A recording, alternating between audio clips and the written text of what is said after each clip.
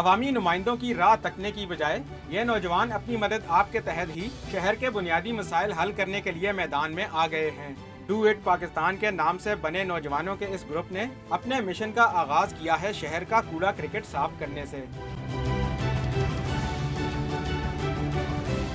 नौजवान कहते हैं यह शहर उनका अपना है और इसके मसाइल भी वही हल करेंगे।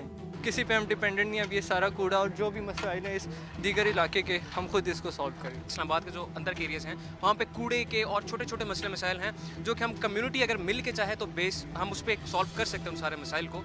हम तो बहुत ज़्यादा इनकरेज हुए हैं। ऐसे लग रहा था जैसे कि कोई इंतज़ार कर रहा है कि हम लोग खड़े हों तो हम फिर साथ चलें, बाकी अवाम हमारे साथ चलें। नौजवानों के इस अमल से मुतासिर होकर दीगर लोग भी उनकी मदद करने आगे बढ़ रहे हैं। अपने इलाके के छोटे छोटे मसाइल के हल का बेड़ा उठाने वाले ये नौजवान कहते हैं कि हर काम में हुकूमत की तरफ देखने की बजाय अगर लोग अपनी मदद आपके तहत आगे बढ़ें तो माशरे और शहर में सुधार लाया जा सकता है। कैमरामैन नौशाद अब्बासी के साथ रजा खान, डॉन न्यूज़, इस्लामाबाद।